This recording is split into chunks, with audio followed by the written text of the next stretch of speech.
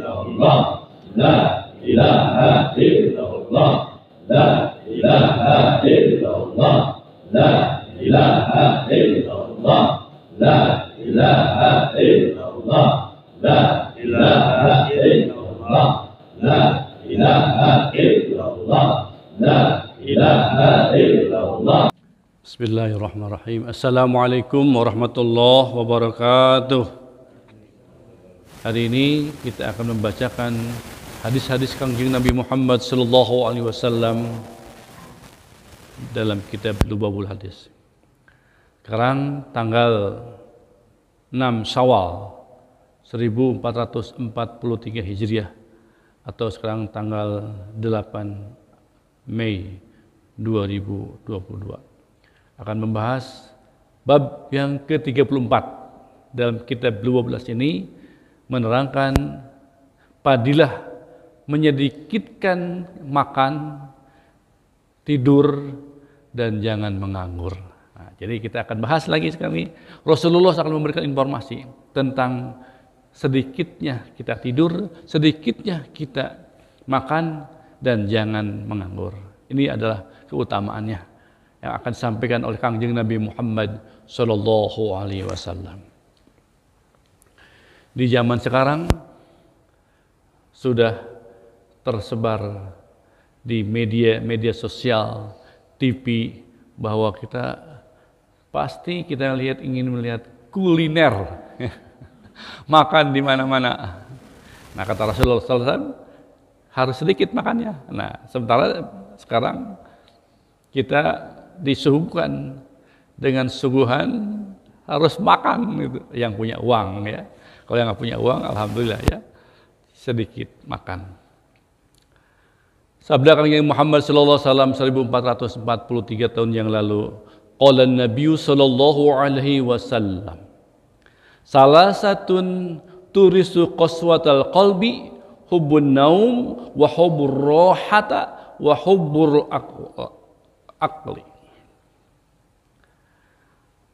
Kata Rasulullah sallallahu alaihi wasallam, ada 3 bagian atau 3 pekerjaan yang akan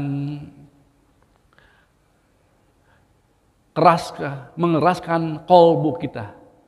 Jadi kolbu kita, nah apa harus kolbu? Nah, Rasulullah SAW semuanya tujuannya ke kolbu. Kolbu atau di mana? Bukan di mata, bukan di tangan, bukan di kaki. Kolbu ada kata Rasulullah, hahuna, di sini, hahuna. Susu kanan, susu kiri, 2 jari susu kiri itu kolbu kita. Makanya selalu dizikirin sininya, zikir khufi. Nah, kata Rasulullah SAW, ada yang mengeraskan kolbu kita. Apa itu? Yang pertama adalah cintanya, sukanya tidur. Alhamdulillahirrahmanirrahim. Ya, kita sudah terbiasa sedikit tidur. Malam kita tahajud, subuh kita pergi ke masjid ini sampai dengan waktu isyraq. Alhamdulillahirabbil alamin. Jadi hati kita tidak keras. Jadi makanya untuk mencairkan kolbu kita terbanyak. Jadi pada saat berzikirnya, zikir kalimat thayyibah, tidak ada zikir yang paling utama kecuali la ilaha illallah, dan ujungnya adalah dihempaskan kepada kolbunya la ilaha illallah, kolbu. Nah, itu lisan mengucapkan la ilaha illallah, kolbu mengucapkan zikir. Gitu. Sebaik hati kita tidak keras. Kalau hati kita keras, apapun hidayah yang disampaikan Allah SWT akan mentah lagi. Disampaikan oleh para ulama ilmu, tausiah, ceramah, enggak akan mempan. Karena hati kita jadi kolbu yang keras. Apalagi wahubbur rohata, dan cintanya kepada menganggur. Jadi banyak orang menganggur, itu tidak baik. Harus kerja dan kerja. Dan yang ketiga yang mengeraskan kolbu adalah sukanya makan. Alhamdulillah ya, Bapak tidak suka makan ya, makan hanya seperlunya saja, setengah piring cukup. Ada juga, saya makannya biasa saja Pak Maman. Makannya nasi biasa sama kecap dan ditabuhi dengan empal. Dipakai emping, itu terlalu mewah. Nah, jadi kata Rasulullah SAW, supaya hati kita tidak keras, jangan banyak makan, jangan banyak tidur, dan jangan banyak melamun atau tidak kerja. Nah, kerjalah. Kalau kita sudah pensiun, cari pekerjaan yang tidak butuh untuk bekerja keras gitu. Yang penting jangan sampai menganggur. Kemudian Rasulullah SAW juga memberikan informasi kepada kita bahwa siapa saja yang lapar di dunia ini, kita selalu lapar, maksud selalu puasa, nanti di yaumil qiyamah nanti akan kenyang.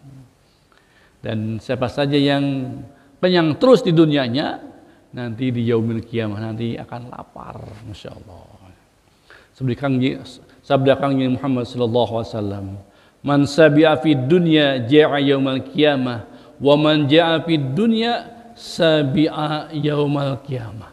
Siapa saja di dunia ini yang terus lapar, maka nanti di yaumil qiyamah nanti akan kenyang, tidak lapar lagi. Tapi sebaliknya siapa saja yang kenyang di dunia sering makan terus, nanti di akhirat akan lapar. Nauzubillah. Semakin banyak makan bukannya semakin sehat, tapi semakin banyak penyakit. Kalau kita dulunya sering makan makanan yang bermanis, gula, akhirnya nanti kita diabetes. Kemudian juga ada banyak penyakit yang hinggap di kita. Karena kenapa? Karena banyak makan dulunya. Nah, makanya Rasulullah SAW memberikan informasi, sedikitlah makan. Kemudian Rasulullah SAW memberikan informasi, siapa saja yang makan berlebihan setelah kenyang, makan lagi. Gitu ya. Kalau sudah makan lagi gitu. Itu seperti kata Rasulullah SAW, sungguh dia makan makanan yang haram. Walaupun dia halal. Seperti sabda Muhammad sallallahu alaihi wasallam, "Man akala fawqa sibai faqad akalal haram." Siapa saja yang makan di atas kenyang, maksud atas kenyang itu setelah kenyang makan lagi. Nah, itu adalah faqad akala haram, maka dia sungguh makan makanan yang haram. Sudah banyak kita sebagai kita melihat bahwa banyak makan, akhirnya kita di akhir perjalanan hidupnya sering bolak-balik ke dokter, berobat. Nauzubillah, summa nauzubillah. Banyak-banyakan para ulama, para guru gitu ya. Bukan guru karena tidak punya uang, bukan. Tapi karena menyedikitkan makan. Kemudian Rasulullah SAW memberi informasi bahwa kalau kita lapar terus, itu adalah sayyidul amal, rajanya amal. Maksudnya ketika kita lapar, nah kemarin bulan puasa kemarin, lapar, kita semangat beribadah. Baca Yasin, baca Quran, zikir, semuanya semangat. Pergi ke masjid semangat karena lapar. Gitu. Tapi setelah bulan Syawal semakin meningkat terusnya. Yang semakin meningkat orang-orang yang sholat di masjid. Safnya meningkat maksudnya. Tadinya 10 jadi meningkat ya 1, sekarang 2. Meningkat kejelekan itu ya. Jadi karena pada kenyang sekarang tuh. Tadinya setelah kita bulan puasa bisa bangun jam 1, jam 2. Sekarang sudah mulai Syawal, sudah makan lagi. Sudah mulai masuk ke subuh baru bangun. Atau juga setelah subuh sekarang, Masya Allah. Ya. Karena kenyang. Makanya Rasulullah SAW bersabda, Sayyidul amal al-jiu, yaitu Sayyidul rajanya amal adalah kita lapar. Kemudian Rasulullah SAW bersabda bahwa lapar itu adalah otaknya ibadah. Disabdakan oleh Muhammad SAW, al-ji'u munahul ibadah. Ya, lapar adalah otaknya ibadah. Alhamdulillah. Nah, sekarang kita kan sudah tahu, tidak banyak makan, tidak banyak minum, tapi secukupnya. Karena itu kata Rasulullah SAW, otaknya ibadah. Kita bisa mengaji Quran, berzikir, dan sholat tahajud karena kosongnya makanan yang masuk ke dalam perut.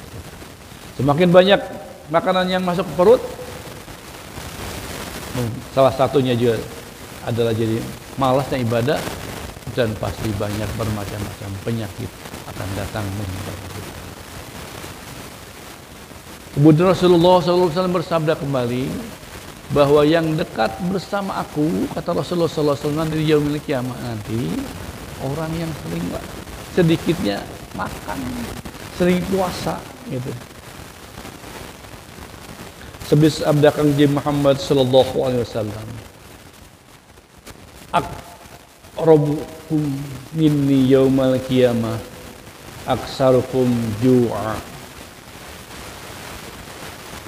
Yang paling dekat denganku, kata Rasulullah SAW, nanti di yaumil qiyamah nanti, yang banyak di dunia ini terus lapar, menyedikitkan makan, dan sering berpuasa.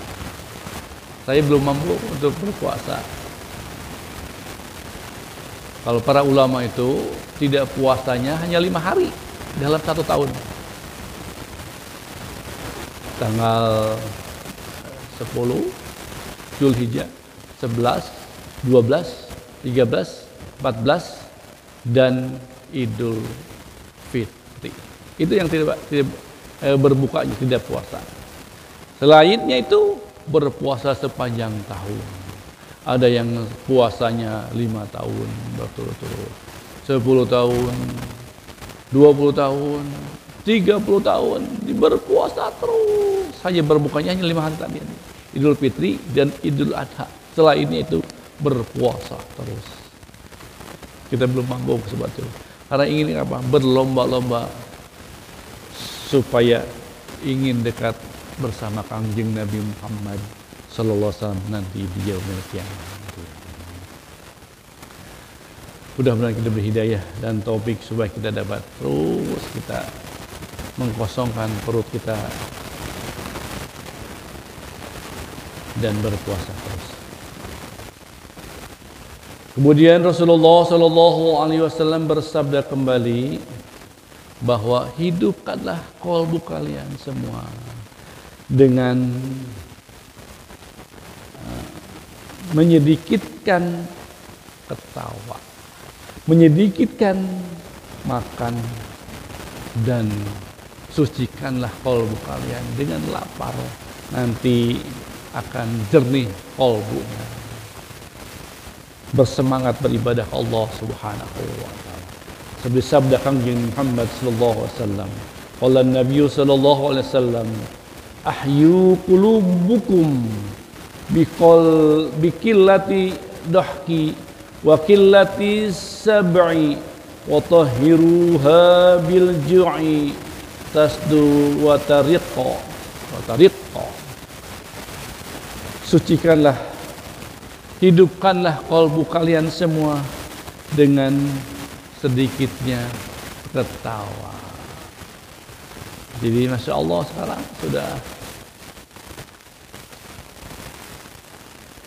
cobaan-cobaan kita, apalagi yang sering nonton TV, Masya Allah, ada di situ dibuat kita selalu ketawa. Tapi beda sama Rasulullah SAW, sedikitlah ketawa, karena nanti kamu akan bersedih nanti di yaumil qiyamah, di kuburan nanti. Sekarang mereka sangat bersedih, ingin dihidupkan lagi oleh Allah Subhanahu wa taala di muka bumi ini supaya dapat beribadah Allah Subhanahu wa taala. Jadi mereka di sana sedih. Kata Rasulullah SAW kan, sedikitlah ketawa untuk kalau sekarang masih hidup, untuk menghidupkan kolbu. Apalagi untuk menghidupkan kolbu ini, yaitu wakillati sib'i, dan juga menjadikan kenyang, maksudnya tidak makan berlebihan. Wa tahiruha bil ju'i, dan sucikanlah kolbumu dengan lapar. Tasduku yartaqi, maka dengan seperti itu hati kita akan jernih, hati kita, kolbu kita akan senantiasa tidak keras, senantiasa terus ingat sama Allah Subhanahu wa ta'ala. Alhamdulillah. Kemudian Rasulullah SAW di hadis yang lain mengatakan bahwa siapa saja yang makannya banyak, maka akan diperbanyak baginya. Makan itu adalah azab, siksa. Ternyata benar kata Rasulullah SAW. Sabda Nabi Muhammad SAW, man kasuro ta'amuhu kasuro azabahu. Siapa saja yang makannya banyak, maka banyaklah azab baginya. Azab di sini bukan azab pasal Rasulullah SAW, tapi azab banyak penyakit yang hinggap di kita. Setelah kita ini banyak komplikasi, penyakit sini situ banyak. Tapi kalau bapak-bapak sekarang sudah punya penyakit, jangan risau, jangan ingat-ingat penyakitnya, tapi ingatlah sama Allah Subhanahu wa ta'ala. Alhamdulillah. Itu ada hadis yang ke-8.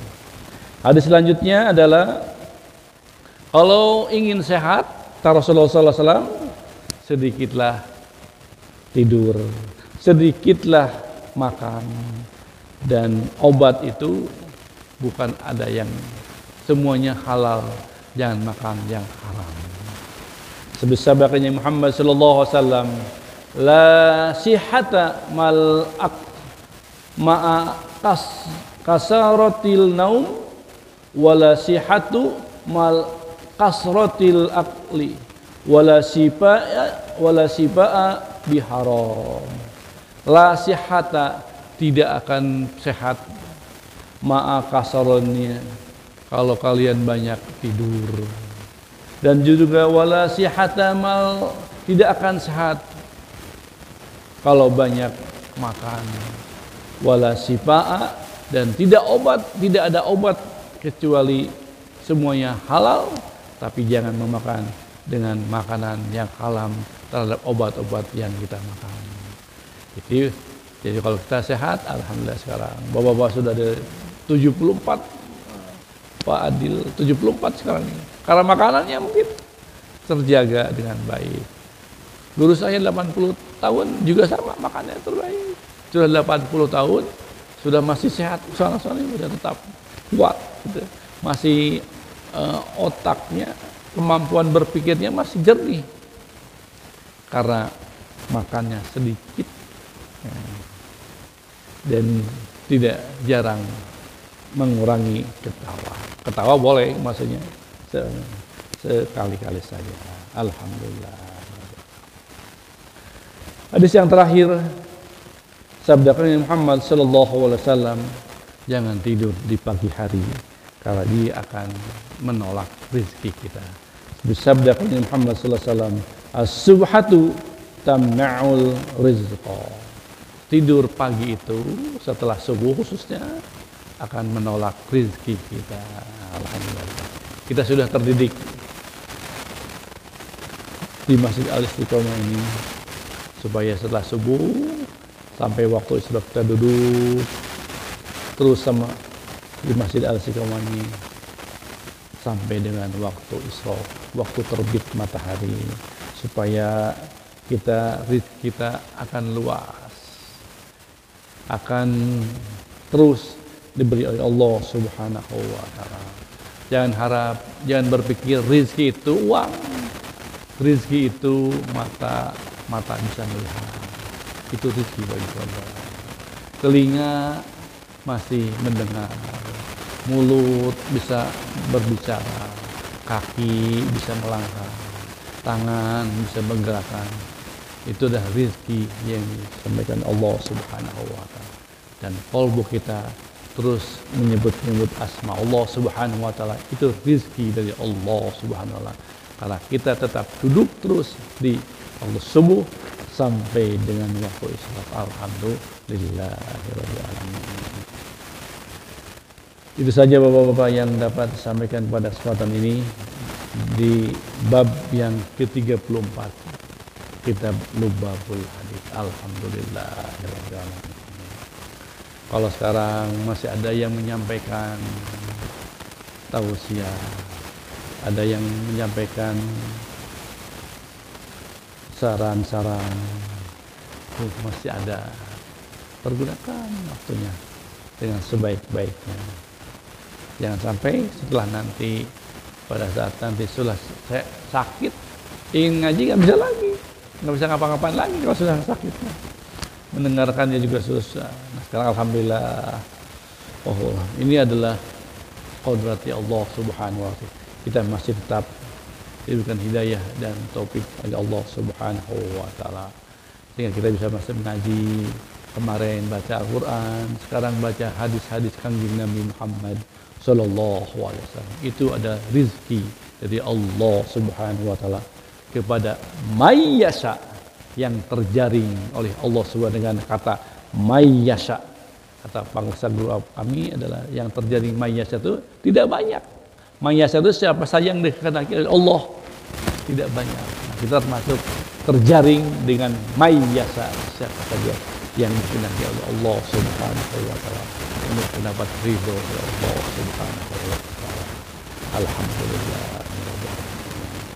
Bapak-bapak, saya baru dengar informasi siapa saja yang sering tahajud, salat malam, itu adalah ciri-ciri ahli surga. Alhamdulillahirabbil alamin.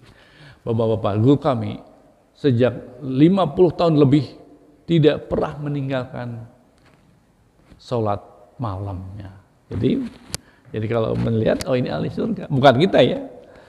Guru kami 50 tahun lebih tidak pernah meninggalkan sholat tahajud, sholat malamnya. Alhamdulillahirabbil alamin. Jadi kita lihat, ini ahli surga.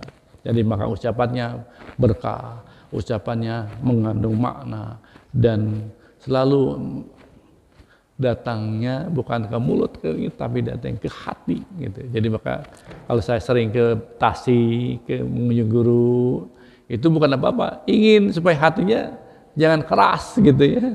Pada saat beribadah nanti di kampung halamannya, sholatnya, zikirnya, menyebut-nyebut asma Allah SWT tidak akan lepas-lepas. Karena dengan mengunjungi orang-orang alim itu, kita seperti mengunjungi Kangjeng Nabi Muhammad Sallallahu Alaihi Wasallam. Wallahu alam. Sebentar lagi kita akan Isra. Dan sebelum kita tutup, hari ini adalah hari 40 hari meninggalnya guru kami Kiai Haji Husni Tamrin atau Abri Tamrin di Al-Ihya Batu Tabak Bogor. Hari ini pagi ini akan berzikir 40 harinya. Oleh karena itu, kesempatan yang mulia ini setelah Isra, yang punya waktu datang ke Al-Ihya Batu Tabak Bogor mendoakan guru-guru kita, salah satunya guru Kiai Haji Husni Tamrin atau Abri Tamrin yang telah meninggal dunia 40 hari yang lalu. Mudah-mudahan kita dibisakan, dimudahkan, dilancarkan segala urusan kita oleh Allah Subhanahu wa taala. Wabil khusus Al-Fatihah untuk Abri Tamrin. Al-Fatihah. A'udzubillahi minasyaitonir rajim. Bismillahirrahmanirrahim. Alhamdulillahirabbil alamin arrahmanir rahim maliki yaumiddin. Iyyaka na'budu wa iyyaka nasta'in ihdinas siratal mustaqim. Siratal ladzina an'amta 'alaihim ghairil maghdubi 'alaihim waladdallin. Kita tutup kaji kita dengan baca doa majlis. Subhanakallahumma wa bihamdika asyhadu an la ilaha illa anta astaghfiruka wa atubu ilaik. Wal afu minkum wa billahi taufiq walayya. Assalamualaikum warahmatullahi wabarakatuh. Allahumma salli ala nabiyil hashimi محمد وعلى آله وسلم تسليما اللهم صل على النبي الهاشمي محمد وعلى آله وسلم تسليما اللهم صل على النبي الهاشمي محمد وعلى آله وسلم تسليما صلاة الله سلام الله على طه رسول الله صلاة الله سلام الله على ياسين حبيب الله توسلنا ببسم الله وبالهادي رسول الله وكل مجاهد لله بأهل البدر يا الله صلاة الله سلام الله على طه رسول الله صلاة الله سلام الله على ياسين حبيب الله صل وسلم وبارك عليه. الفاتحة. أعوذ بالله من الشيطان الرجيم. بسم الله.